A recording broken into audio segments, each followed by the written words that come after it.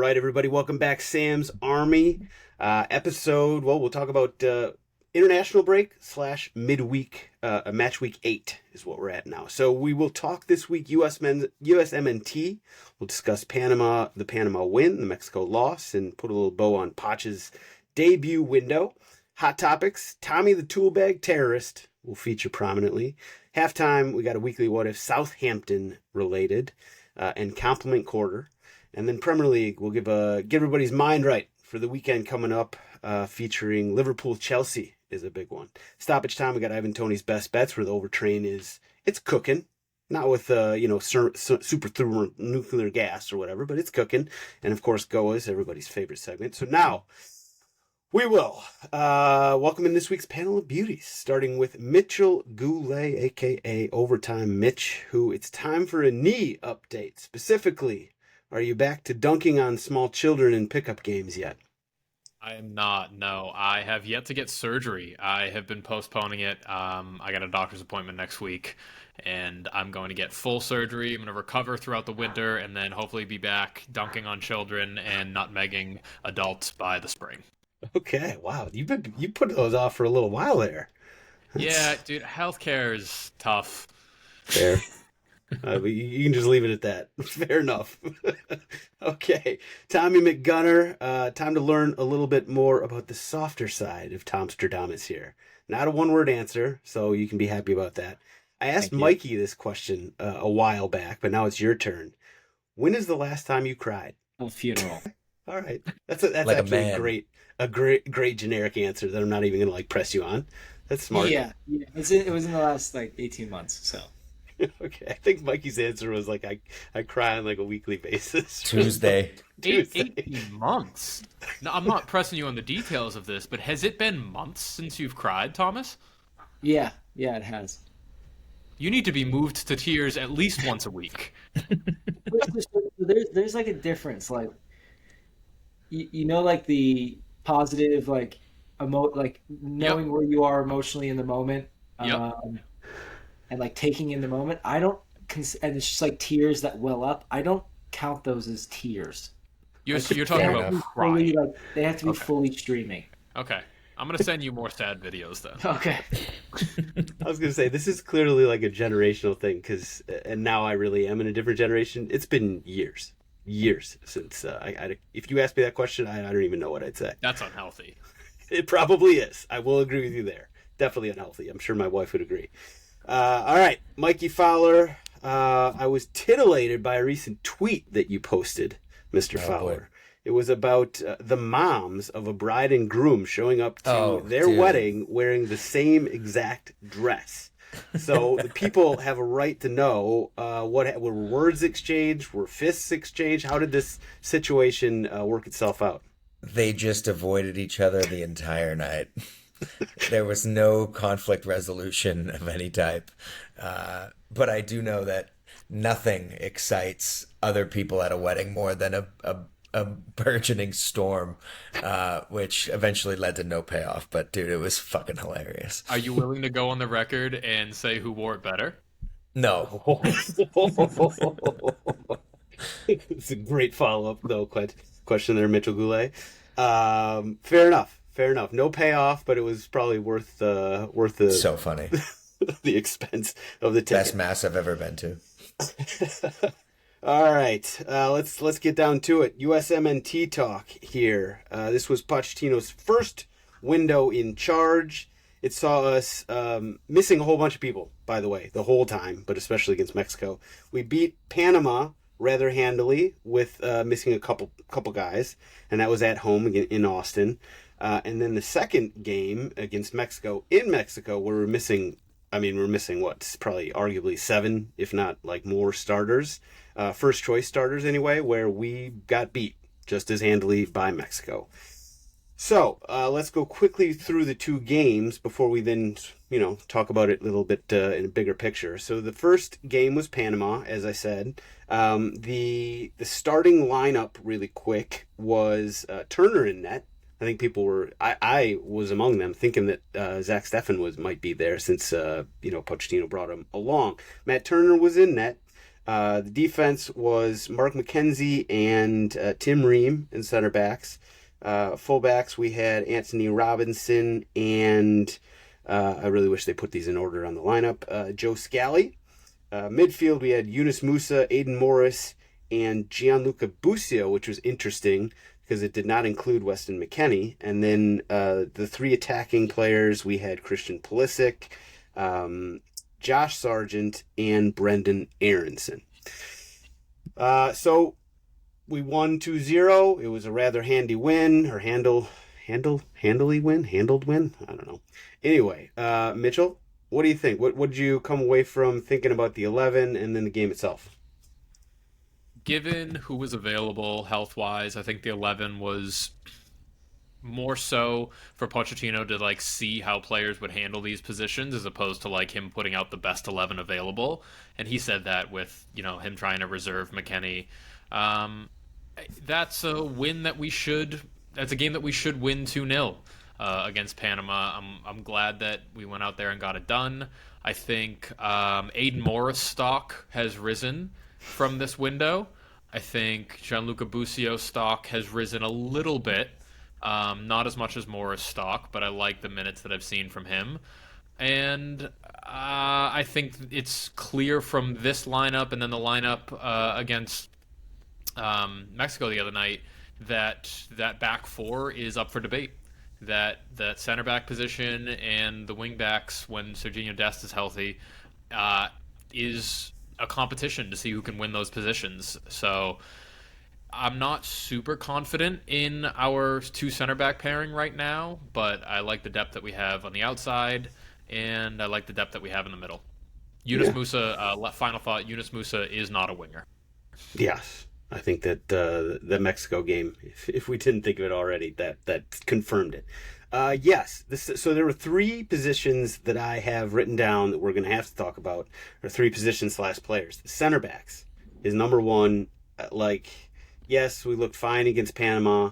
They just did the combination of Ream and Miles Robinson did not play well against Mexico last night. That Mark McKenzie was supposed to start the game against Mexico, but apparently just came up a little lame in warm-ups, so it was a last-second change there. I don't know, Tommy, let's go with it where you will. You want to talk about Panama, or you want to go just sort of position by position here? Yeah, I think it's interesting to see new players, and it kind of feels like a new cycle. Even though you're kind of in the same cycle that you were with Gregg, but it's just because it's a new coach. The interesting thing is it's like a lopsided back three. You have, I think everyone's talking about Musa at wingback, and so I think the thing that people have said recently under Gregg is fitting the defenders and the whole group into systems and positions that gets your best 11 on the field and that they're comfortable with based on what they play for their club team. To make the transition easier. And I think you're seeing a bit of that. Certainly looks like a lot of the modern football teams and like the way they want to play on both sides of the ball. So I think it was a good first step as a whole if you want to talk like overview. That Mexico game, I don't think both lineups were their best or their strongest. The field sucked. Crowd wasn't great.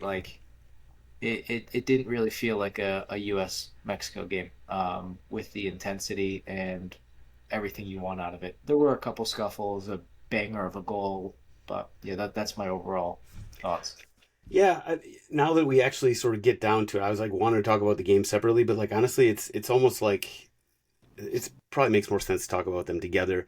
You're right. It did not feel like a US-Mexico game. We were missing all these guys, and it just it just didn't have that sort of this is an absolute must win. This is the biggest game of the week or the month or whatever.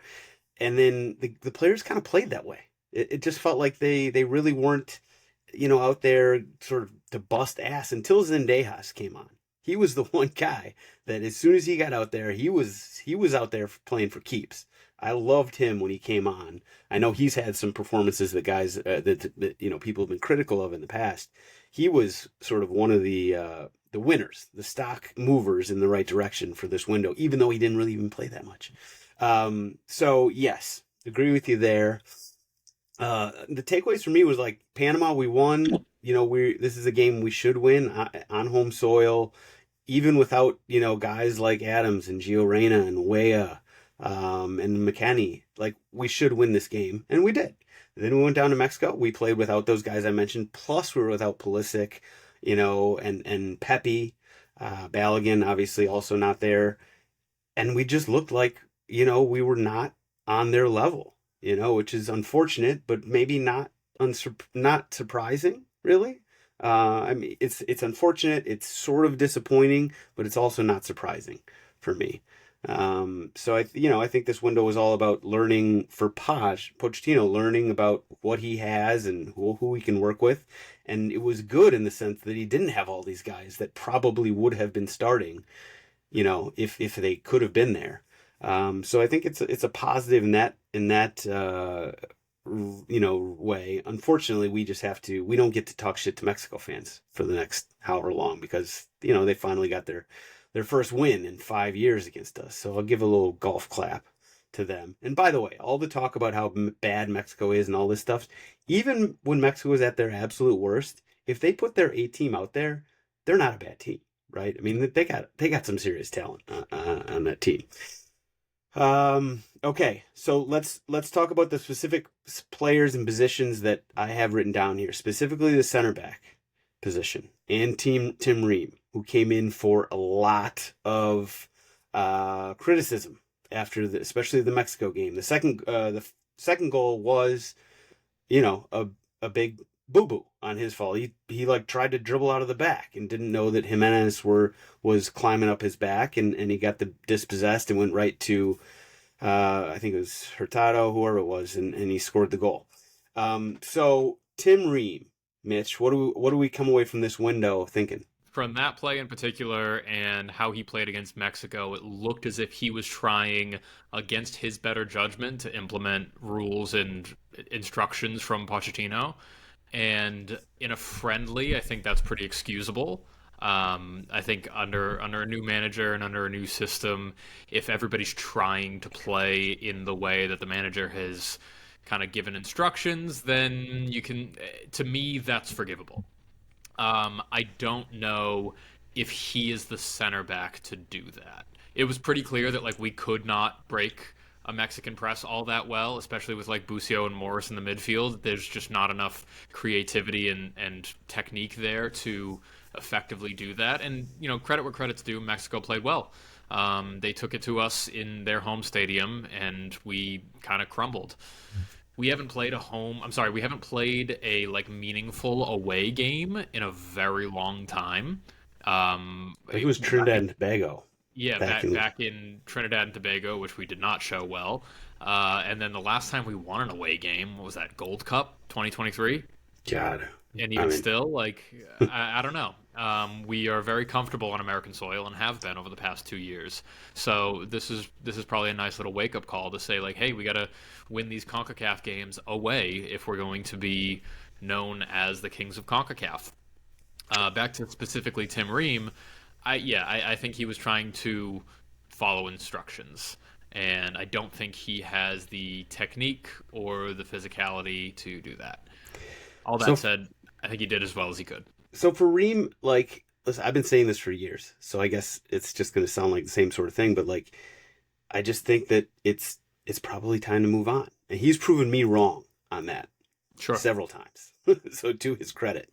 But, he's, is he 37 now, or he's going to be 37 when the... Yeah, 37. Yeah. I mean, there's a difference between being an excellent center back at age 37 and being your starting national team center back at age 37. There's a huge chasm between that, and it's okay to have him in the former category.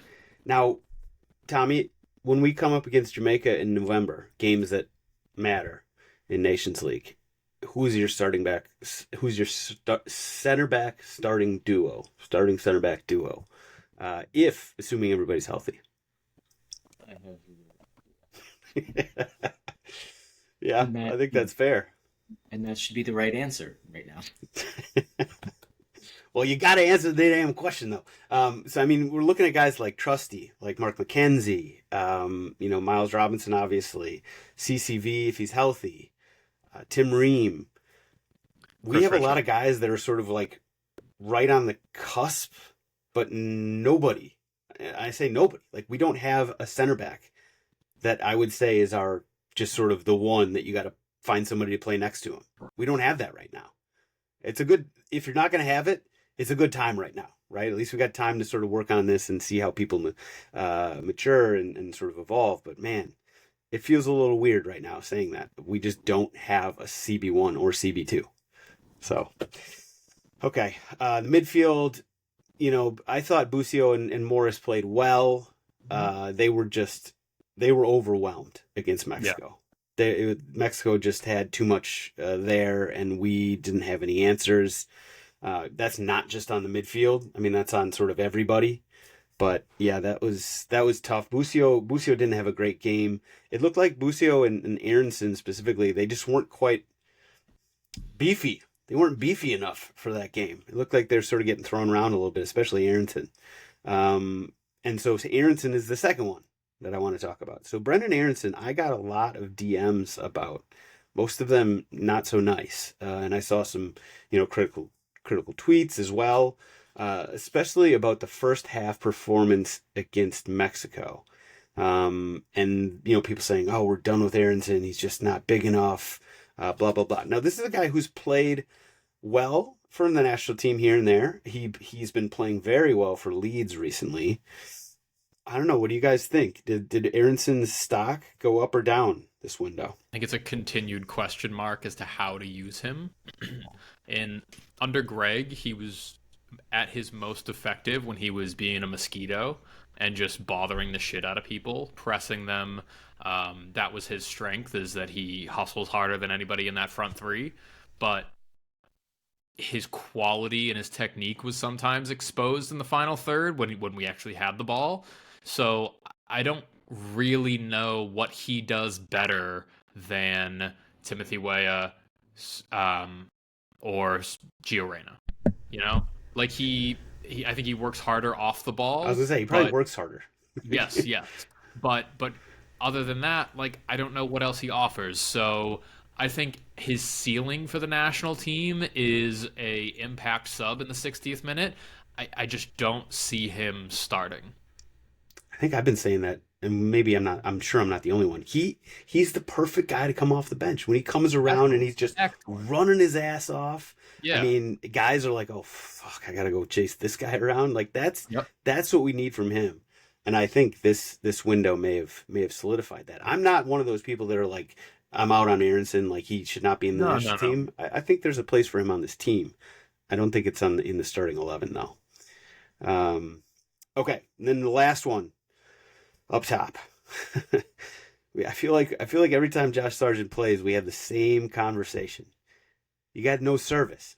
You got zero service, right? And that was the case again here, especially against Mexico, but to a certain extent against Panama as well. So he started both these games, and again, not a lot of service and almost no production. He had one sort of good chance against Panama that he skied over the top, and he was basically non-existent against Mexico. I don't know whether to excuse it or be like, well, we've got this trend now where you keep playing and you're not producing. It kind of stinks because I like him whenever I see him play for Norwich. I'm like, okay, let's get this guy in the 11. Let's see him out there playing with like our first team USMNT. And granted, now he did not play with our first team USMNT this week. So are we? What about Josh Sargent at this point? We got so many other guys. Pepe, we got Pepe, who scored, by the way, against Panama. We got Pepe, we got Balogun, we got Brandon Vasquez, who was more impactful than Sargent was in the small time that Vasquez had against Mexico last night. We got Haji Wright. You're right. Yeah, we got Prifa. We got a lot of guys that are in the mix. So what do we, stock up or down on Josh Sargent? I think it's largely stayed the same. I also think the profile of most of the strikers in our camp is big and needs service. So like if Pfok were to start, or if Haji Wright were to start, or if Brendan Vazquez were to start, I think Pepe and Balogun are the exceptions to that. But I think overall, like those 3 to 4 strikers are guys that need service, and that's just kind of not how CONCACAF is played. I would, if we're going to link up, then I'd prefer like Pepe and Balogun. But I don't know. I think it's whoever's most clinical finishing. Like that's what it's going to come down to. I don't think Sargent had a ton of opportunities, but I don't think if given the opportunity that any of the other strikers would have capitalized on ones that he didn't. I literally just think that's a matter of circumstance and who finishes. Sargent didn't do anything extraordinary with his minutes, but that just kind of leaves the debate open that number 9 position is an open debate. Yeah, it's unfortunate because I want Josh Sargent. I want everybody to do well, but I want Josh Sargent to do well, and it's just like he keeps getting these windows that for whatever reason, there's reasons, right? There's extenuating circumstances, there's injuries, there's we got to play Mexico with like a B team. There's all these reasons, but yet he's got a lot of chances, and he just has not produced. I guess we'll just move on at this point. So, I mean, basically, I know that everybody wants like these hard and fast conclusions to be drawn about windows like this, but it's important to point out that that's not what this window was about, right? I mean, this window was about giving Poch a chance to see some of the guys that might not be starters, and see who he's got, see who he likes. And there were, a lot of training sessions that we weren't there for, that he would have, taken things away from. And I'm sure that we'll find out more, when the roster comes out for the next window, which is in November. We got a home and home in Nations League. I don't know what that is, the quarterfinal, with Jamaica. It'll be interesting. It'll be interesting to see who's there. And obviously health related issues will be a big thing, as they always are for us. But for now, point being, we can't really draw any conclusions. We beat Panama like we should have. We lost to Mexico, which you would expect with the lineup we had out there, and we move on, and we'll be better in 2026. All right, hot topics time, and it's really just hot topic. We got to talk about Tommy the Toolbag Terrorist, Tuchel, who is officially been named England's manager. So this is an interesting move here, Mikey. I know you've got some thoughts here. What are your thoughts on Tuchel as taking over Gareth Southgate? By all accounts, it sounds like he's kind of the opposite. We talk about the opposite manager coming in, kind of the spectrum of up and down. Southgate, for as long as he'd been there, had all these relationships and had all these comforts around the team that, by all accounts, Tuchel is a brash, impactful in a short amount of time type of guy. Typically that works for national teams, so I can see how in a results business for England, they need somebody to just kind of say, we're not going to hold Harry Kane's hand and start him automatically. Like, this is a different type of system. It's going to be, whether it's high press or whatever he decides to do, he is a results guy. So I think in terms of what logically is happening here, I think it checks a lot of boxes for England. I think they're going to have a lot of personality problems, and I think it's going to be a really difficult transition for, a German. I've seen a lot of response from England fans being like, this guy doesn't give a shit about our nation or our team or our heritage, and all that shit is bullshit. So they shouldn't be saying all of that, but they don't. But they are, and that's England. So this could be it's a very high risk, high reward type of thing for England, and I think it's a smart move for them at this time. So. It's crazy. It really is crazy how Southgate's walked that line. Very Ten Hag-esque for a long time here. But I'm all in favor of pulling the trigger and resetting and shuffling the deck. So that's my thoughts. I agree with the high risk, high reward. I think that he is, well, I know he's just a really good manager in knockout tournaments, which is obviously something that you want for international play. Look at what Mental he did. Toughness guy. Yeah, like look what he did, and just like knowing, you have to beat this opponent, and this is who we're playing. We have to sort of set up the lineup against this team, know what they're going to do, know how we can attack them. Look at what he did with Chelsea. That Chelsea team that won the Champions League, outside of Christian Pulisic, obviously one of the best players in the world, they were not like a world-class team that year, and yet he took them to the Champions League. That was impressive, and he's done it in other scenarios. So I think I think you're right that if the personalities don't mix and maybe the English media sort of gets their way and just the well gets poisoned, which is a possibility, that could happen. If that doesn't happen, I think it could be a really good move for them. I guess we'll see. Mitch, Tommy, any thoughts on Tuchel? You got to figure out a different way to call him Tommy the Toolbag Terrorist, because when those first 4 words come out, I think you're talking about me. So you workshop that so you have something. Hair Tommy the Toolbag Terrorist. German in front, so I'm like, oh, Tuchel, okay, just Tuchel the Toolbag Terrorist. Okay, there. Now that you guys talked about him a bit, he's a bit like a more modern version of Jose Mourinho. Totally. He is win at all costs, and for anyone that says because he's not English, he's not going to get us, he's not going to help us win. No, this guy just wins everywhere. It's part of his DNA. So I think he's an egomaniac as well, which lends itself well to this kind of thing. Yes, I think he'll love the spotlight. I think he'll thrive with it. He'll do it in his own way. He's very direct, which I think that team probably needs, because more so than any other national teams, they have to deal with egos, and he will cut right through that shit. He's gonna love Saka. What he's gonna think about the 10 German bombers chant. might be a little awkward at some point. So there we go. There's our thoughts on Hair Tommy, the Toolbag Terrorist, or I guess we just go with Tuchel the Toolbag Terrorist. I mean, that's a good one.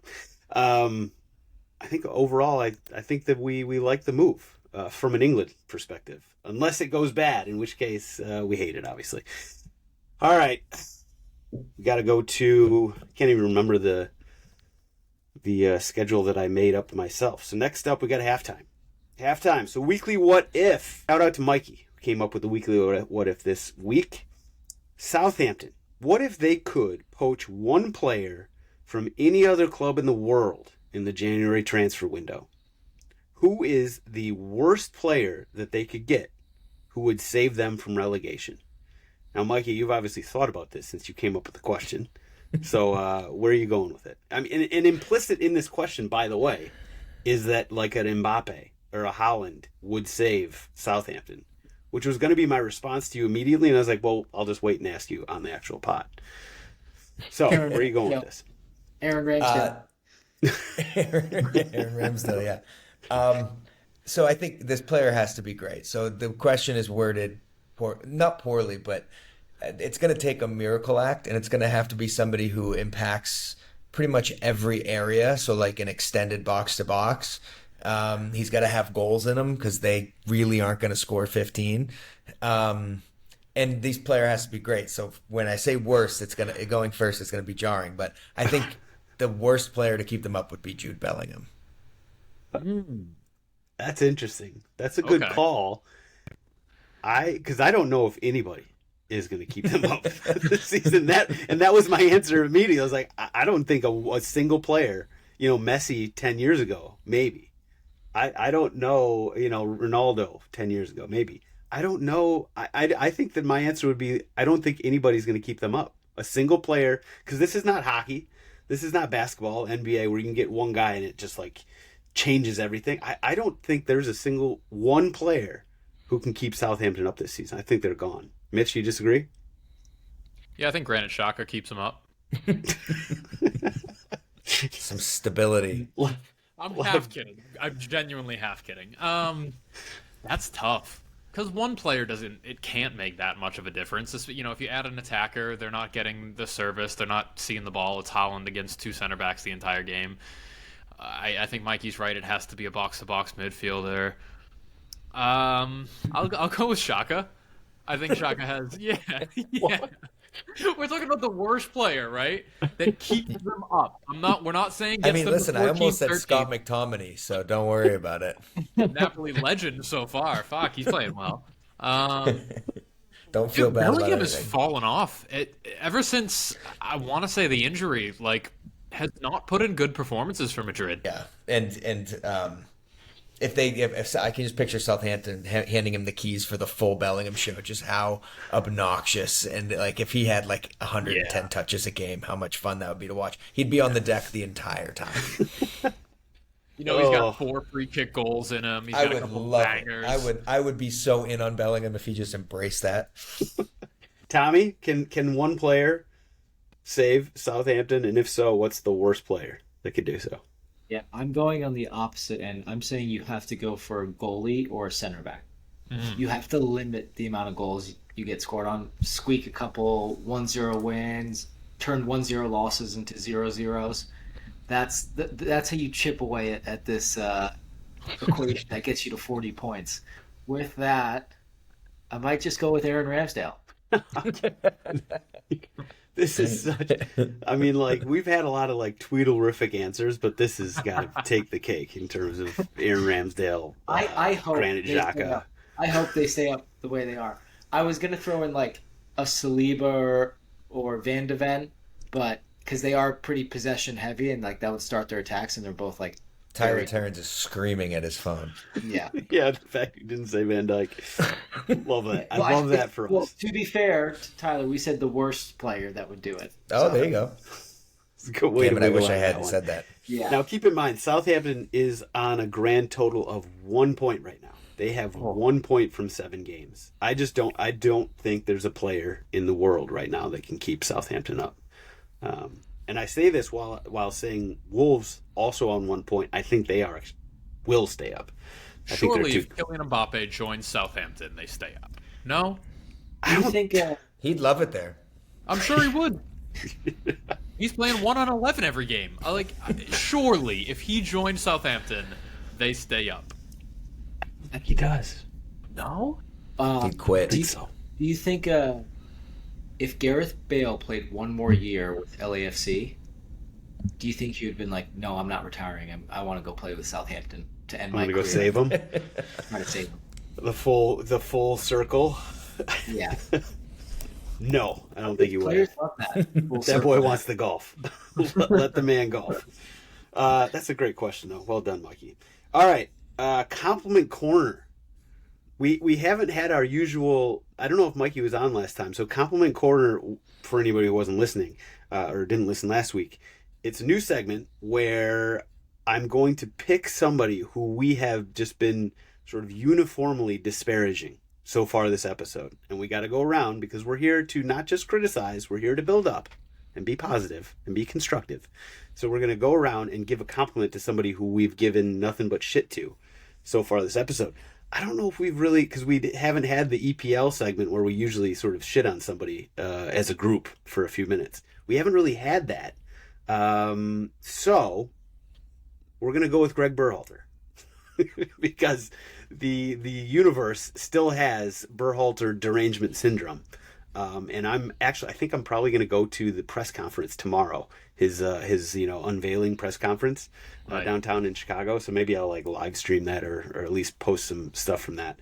But because there's this just a general consensus of Berhalter derangement syndrome, not necessarily on this podcast, but a lot of the people listening will still have a burning hatred for the man.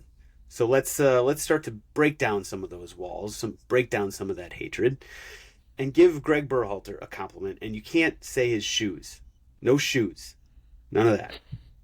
I know, Mitch, I just took yours. I knew that's what you're going to say. It was wrapped into mine. Okay, all right. Well, listen, if it's bigger than that, go for it. This is gonna sound like a backhanded compliment, but I swear it's not. I like how unseriously he took his job. And by that I mean you don't see any other managers in the world throwing behind the back passes on the touchline. You don't see any other managers in the world dressing like he did. And you don't see any other managers in the world that were as friendly received in the locker room as he was. And I think that added to his appeal as a coach. And I think that's a lot of the reason that he stayed as long as he did. So, to wrap that all into one word, I would think it would be unserious. And I swear that's not a backhanded compliment. I actually enjoyed the around the back passes. The shoes are part of it. Yeah, like I just think he was a real chill dude. But real chill dudes don't win World Cups. So Wow, you actually did manage to kind of bring that around and make it a compliment. I really mean it. It sounds backhanded, and you can take it as you want it, but It really does. I think if you just read the text of it, you would sound a lot harsher than you did. Okay, all right, unserious in a good way. Tommy, compliment for Gregg Berhalter. I'm between pioneer and early adopter. He was one of the first players to go from like college to playing overseas, from overseas, managing overseas, and then taking on national team job after a really good stint with Columbus, and is trying to now turn around Chicago. So I think you have to compliment him for his commitment on that. Fair enough. Mikey, we know how much you love international play and the U.S. men's national team. So give a compliment to Gregg Berhalter. He is so smart for getting out of international football. I knew somehow gonna come back to something like that. Welcome home. I will give him this compliment. I think he's a very, very good MLS coach, and I think that Chicago Fire are going to be a real problem in MLS in the coming years, which is saying something because this team has been bad for years now. I think that Berhalter is going to turn this team around, and I'm actually excited about the future of the Chicago Fire, which I've not always been able to say that with a straight face. All right, we'll move on to the Premier League, our bread and butter here. So, everybody, I know you're not really thinking about the Premier League. It's been a long international break. Well, now it is time to get back in the swing of things and get your mind right for the weekend ahead. So, just to remind everybody where we're at in, the status of the standings, we got Liverpool on top of the table right now, number one, on 18 points, followed by Man City and Arsenal on 17. Rounding out the top four is Chelsea on 14, who are even with Aston Villa in fifth place at 14. Bottom of the table, it is not looking good for Southampton and Wolves. They are both on 1 point from 7 games. 1. That's bad. That is very not good. Crystal Palace is currently holding down the final relegation spot in 18th place on 3 points. A couple teams ahead of them. Ipswich in 17, Everton in 16, Leicester in 15, and of course Manchester United. Glory, 14th place. So the weekend ahead, we have there's actually quite a few games that I think will pique the interest of not just the fans of teams involved, but probably neutrals as well. So we got Liverpool hosting Chelsea. That obviously will be a big one on Sunday. That's number 1 versus 4. We got Newcastle versus Brighton. Fulham, who currently are 8th in the table, fallen down a couple spots recently. They are 8th place. They are facing Aston Villa, who are in 5th place, as I said. Spurs are hosting West Ham. And at the other end of the table, we got Ipswich hosting Everton. So, Tommy, let's start with you. In terms of the games you're most interested in or excited about, where are you going to go here? I'll go Fulham Villa, and then that's for my 10 a.m. slate on Saturday. And then, I think Liverpool Chelsea will be fun. I think that could be a very high scoring game for both of those teams. I was going to say Liverpool I've crossed them off because they've been on my must bet overs, often best both teams to score lists. I've crossed them off of all lists this season. The sloot ball, it's not great for the people who are betting overs and both teams to score stuff. But this game, Chelsea's just fun. Chelsea is a fun team. I don't know what they're going to bring to the table. They can score on anybody. They can get scored on by anybody. Those are the types of teams that I look for when I'm betting overs in both teams to score, obviously. I think the Liverpool-Chelsea game will be a lot of fun on Sunday. I'm sure Tyler would have a very strong take, probably, on why Liverpool will dog walk them. But we don't have him here to provide us with that. I think it's just going to be a high-scoring game and a fun game, so I agree with you there, Tommy. Mitchell, what game? What game are you most excited about? You want to talk about high scoring and fun? Talk to me about Newcastle Brighton. I think Isak is back from injury, which is good news for my FPL team because he has been the namesake of that team, yet he hasn't contributed a single fucking point in weeks. So I think he's back. Brighton score and get scored on, if you like that kind of thing. And I think we're all waiting for Newcastle to hit their stride. And I think with Isak back, they will do it. I think Isak being out has been a real problem for them. If he's back, that's obviously a great thing for them. Also a great thing for people who like goals and bet on them. Mikey, what do you got for us this weekend? So, I think Liverpool-Chelsea, I'm very on the record on this broadcast about my thoughts on Chelsea coming into this season. And I think up to this point, it's been proven that they're here to play, here to stay. I think they're a new look team. That'll be the test, and I think that's a very fun one. I'm different than you. I think Slot's going to be he's going to be a control freak about this one. I think it's going to be less exciting, but still high stakes. All that just to not point that as my game. I think the most interesting game for me, because you guys have listed all the cool ones, is about 12 minutes in to that United Brentford game when United's down a goal. What is it going to sound like in there?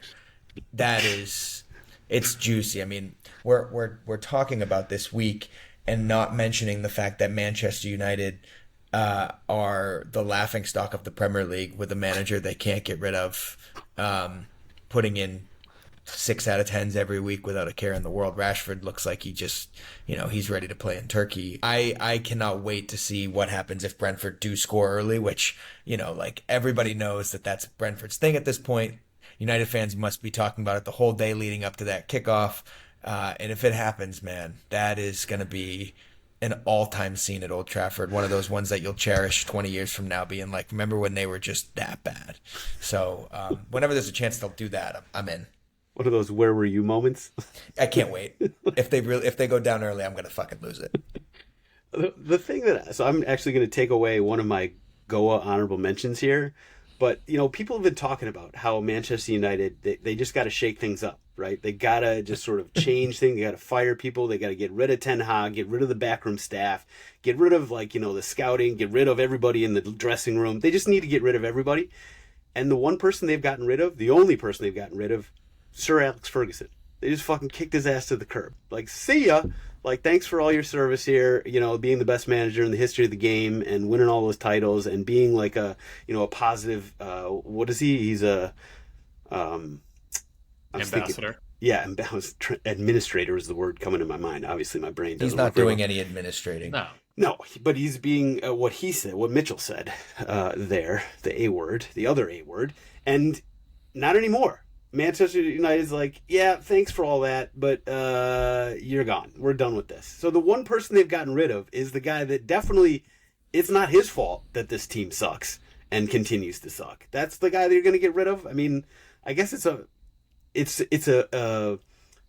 that Ineos has a plan to shake things up, but it's maybe not the right way to go about it. Or they're sparing the old man from having to go to every fucking one of those things. Yeah, maybe that's what it was. Okay, that's a good spin zone there. I was going to say the Liverpool-Chelsea game is the game I'm most excited about. The game I'm least excited about is probably Tottenham, because I just think that we're gonna lose this game somehow.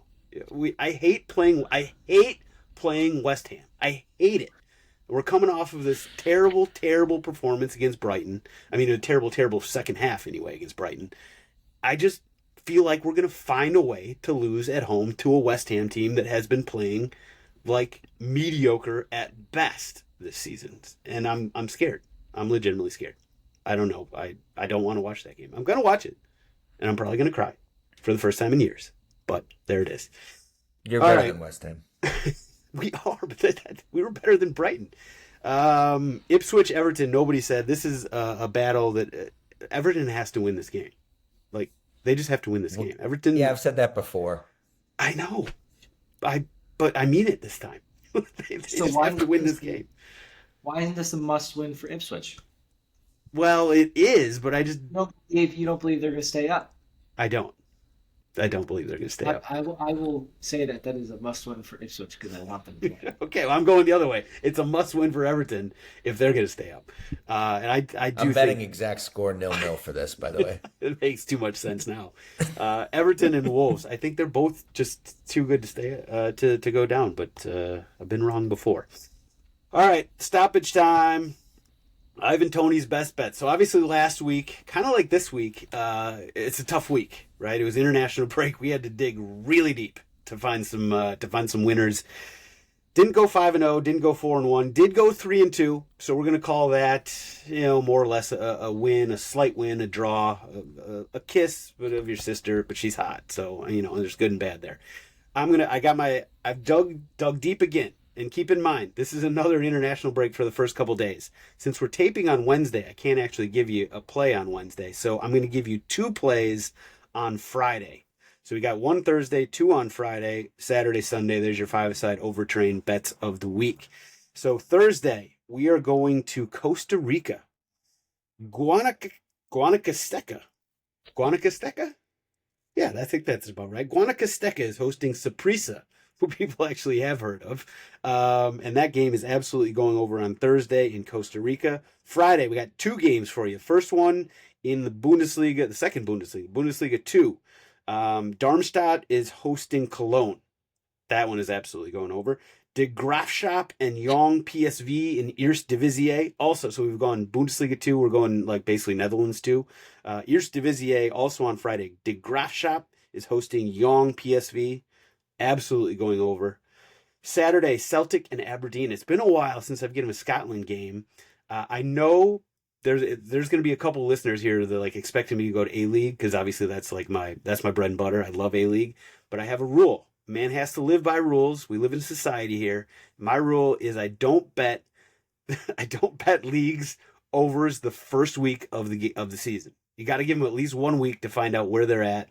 And then I feel like smart and dumb, depending on if I'm right or wrong. So we're not betting A-League this week, although I am very happy that Australian League soccer is back. So Saturday, Celtic hosting Aberdeen. Celtic is obviously, they're Celtic. They score a ton. They've only been scored on, I think, once all season, maybe twice. Aberdeen is a legit opponent, so I think that's gonna be a good one. They're gonna get goals both ways. Celtic and Aberdeen. Then on Sunday, we're going to Iceland. Also a low-key favorite of mine. Fylkir hosting KR Reykjavik in Iceland on Sunday. There you go. 5-a-side. Let's go get rich. Goals galore. All right, Mitchell, you want to go next? I got one and one pick only. It's Brentford to score first and that game to finish in a draw. Little combo prop for you. It's plus 850. But tell me you don't see it. Tell me you don't see Brentford scoring 5 minutes in, and then United equalize. Don't get me wrong. Garnacho equalizes. It goes into the half 1-1. Brentford comes back in the second half, and they score first as well. It's in Mbeumo, and it's an absolute banger. And then in the 87th minute, Rashford saves them on a bullshit penalty call. That game ends 2-2. So you can bet the exact score if you want as well. I already read the script. But yeah, Brentford to score first and that game to finish in a draw at plus 850. That's free money. And then if you want a basketball pick, the New York Liberty to win the finals. At the time that we're filming this, it's 1-1 in the series, but they're the better team. Plain and simple. So if you like WNBA, New York Liberty to win the finals, I think it's minus 200 right now. So you're not getting crazy value, but trust me. All right, man knows ball. I must apologize. I gave out my picks without my overtrained hat, so now it's almost like null and void. I know. Did I even give out picks this week? Nope. I don't know. I guess we'll find out. I'll throw in two more overs. Ooh, there we go. The hat'll make it. It's for sure winners. Nordsjælland, Silkeborg over. They both goals for and goals against have combined to nearly 50 Love each. That. And they're only 11 games into the season. And then I have Venezia Atalanta. Venezia, yes, that's a great one. They've been good this season. Yes, the Nordsjælland, we've been talking about it for the last couple of weeks. Yeah, they're an overtrain. Like the two highest scoring teams in the league, so watch it be 0-0. Can't. Well, no, it can't be. Don't talk like that. All right, Mikey, who you got here? I'm gonna teach you about a ladder bet.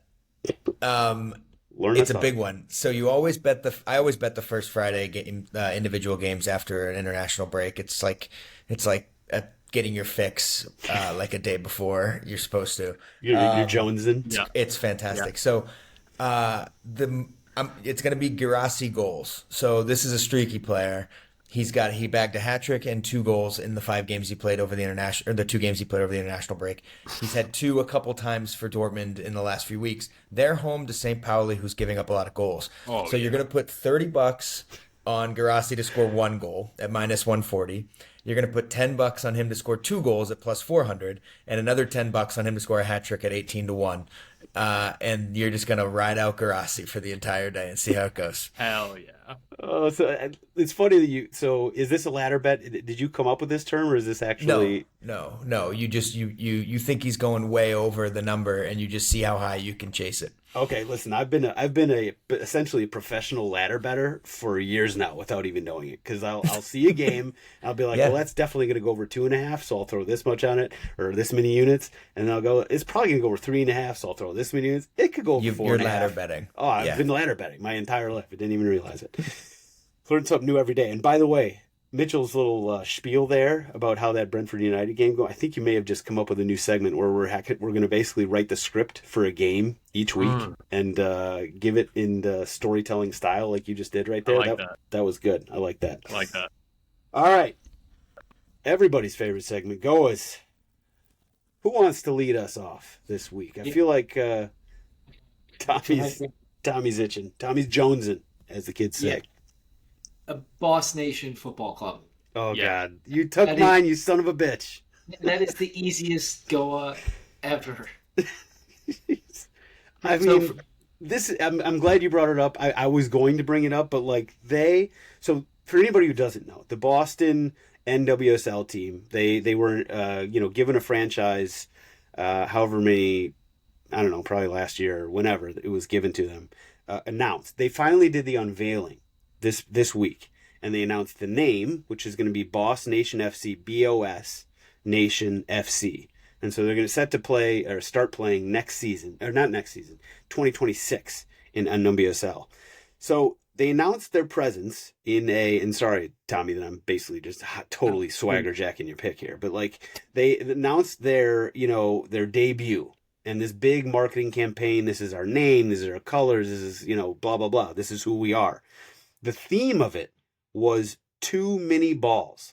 That was like sort of the theme of this marketing campaign, of this marketing movie clip. And, it talks about how Boston loves their sports teams, which is absolutely true. But then it basically says now it's time for a team, I guess, that does not have balls. I guess essentially that's kind of what they were getting at with this. And, it's just an odd premise to begin with, right? It's just sort of an odd one. But here's the thing about NWSL. There is one Rule 1A about what you cannot do, especially in your debut, sort of this is who we are. You cannot run an ad campaign that in any way, shape, or form could be construed, accidentally or otherwise, as somehow slightly demeaning the LGBTQ plus community. That is a no-no. You cannot do that. And so, to the surprise of absolutely nobody outside of, that marketing team, the Twitter sphere went berserk with this. And, the fact that they're doing this, balls campaign was taken by some people to mean, or sort of be demeaning to essentially the trans community. And so this did not go down well. This did not go down well at all. They've already, I think, apologized for it, which is, I think, even faster than Chicago Fire apologized for their terrible redesign of the logo, which was one of the fastest turnarounds in history. I think the Boss Nation FC actually broke a new record on that one. And it's just a terrible, terrible first impression. Maybe they'll do better on their next first impression, but it's not good, and people are not happy. And that's what it is. What it is. Did I forget anything, Tommy? Uh, yes and no. Like you nailed all of it. But there's like they came out with like stuff like sarcasm is our native language. And I just like I can't really attest to how it feels to the LGBTQ community, but what I could argue is that, after everything the NWSL has been through, like to compare yourself to male sports is also like rule 1B of what not to do when you rebrand or come out with a team. And they broke rule 1A and 1B within 30 seconds. So yes, they broke rule 1A and they broke rule 1B essentially in what not to do with a debut campaign, and it's so easy. It's a layup. Be like, here's who we are. Here's our colors. Here's our name. We're a really good soccer team. Come watch us. And they screwed that up. So the team name sucks too. That's Boss just like Nation. Really bad. Even if they didn't do the too many balls thing, like Boss Nation sucks. It's supposed to be an anagram of Bostonian, which wordplay, sick. As someone who is uniquely positioned to comment on this, and actually this whole panel is as a bunch of straight white guys, it's really weird that they would alienate like so much of their fan base with their announcement, and then to not pay homage to the Boston Breakers, who I worked proudly for when I was in college.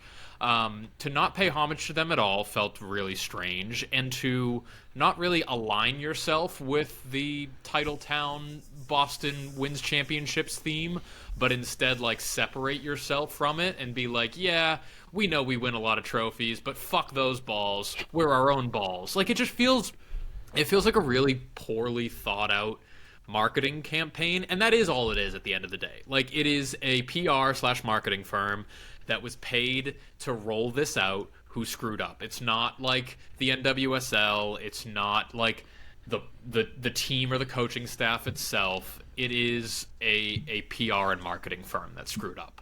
But the NWSL screwed up in giving them so much leeway. So, yeah.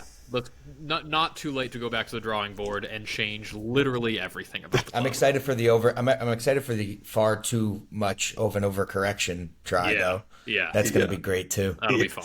yes, I mean if they just rebrand before they've even become a brand, that would be funny. And then Chicago Fire off the hook. So there's some Revolution off the hook. Refs as well. There's a lot of teams that would be off the hook if that happens. Okay, great one, Tommy. Even if you stole mine, so I had to steal it back. Mikey, who you got with your GOAW this week? Johnny Evans. Wait. I've already used him as a GOAW before. I was I'm going to doing say it again. this sounds familiar. I swear I can't get enough of this guy. I was going to pick Mudryk just for the fact that every Instagram post he does is making me love him even more. Cole Palmer's obviously having a moment, but let's not forget that this week Johnny Evans is going to be asked to play left back. This man just came to play a testimonial, and they were like, why don't you stick around? He said, sure, and now he's overlapping. So you got to feel for a guy like that. My heart goes out to you. I am genuinely from the bottom of my heart rooting for Johnny Evans. This is like if Tim Ream played in the 2040 World Cup for the United States. At left back. He's going to be confused why Fergie isn't there. I'll tell you, he probably still thinks he's giving him instruction. I am a Johnny Evans guy through and through, and I can't wait to see him play left back. I really hope it happens. Oh, that's great. I mean that's a great shout. And the fact that Johnny Evans has been your GOAW like twice in like as many months. I'm going to keep doing it. I mean, if he keeps starting for Manchester United at age 72, like I get it. He deserves it. All right, Mitch, who you got? It was going to be Boss Nation for obvious reasons, but my runner-up and now my winner is American capitalism, because there was a tifo for the American Outlaws against the Panama that was sponsored by AT&T. Stop. No. That, to me, is disgusting. There's nothing more American than the biggest cell carrier in the world sponsoring the tifo. Is there anything sacred about American soccer or fandom or the game itself? No. The answer is no. Not here in the States. It seems like such a gross placement of a brand for a tradition that's meant to be expressive of the fans and an authentic like message from the fans to the club or those watching, and yet it's branded and sponsored by AT&T. So That's if so bad. go Oh, back, it's so American. It hurts. yeah, It yeah, literally, I'm really, cringing really tough. at So how I don't know. I American don't know that if my is. Goa is AT&T or if it's the American Outlaws for displaying that or what it is. But it is the grossest feeling to me when I saw that. So Oh, that I'd like to share that is with you all. very disappointing that you did, unfortunately. Yeah. And sad, I didn't really even realize that. Where the hell was my head at? Anyway, yeah, that's horrible. And let's never speak of it again. And also, any American Outlaws out there that might be listening, let's not do that. I don't Let's care not do how that many again. brand dollars they're giving you. I don't care if they're paying for the TIFO. I don't care if they're paying for your tickets or something. That's gross. That's Don't do really that. bad. No more. No more of that. It's good. It's a good shout out, though. You had to get that off your chest. You I had did. to expose us to the disappointment of this. And yes, as Americans, as American soccer people, as American soccer community, let's be better. Okay, we Push have to be back. better, much better.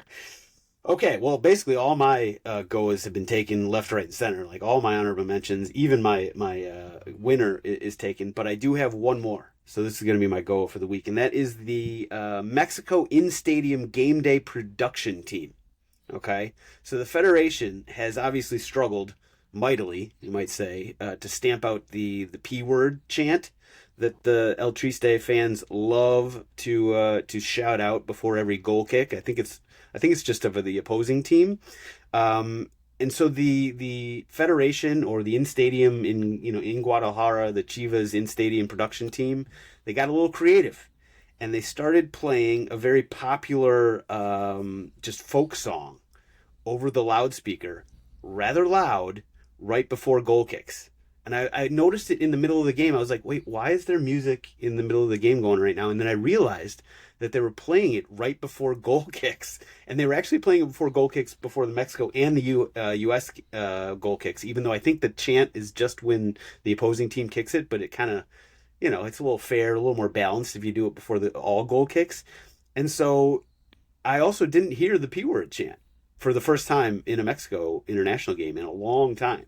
So maybe they just figured out how to get around this little awkward problem that they've been having, and not lose points, not get fines, not have fans banned from stadiums, all the stuff that FIFA has been talking about, perhaps slapping them with. Just got to get a little creative. So shout out to either the Mexico Federation or the Chivas in-stadium production team. Well done.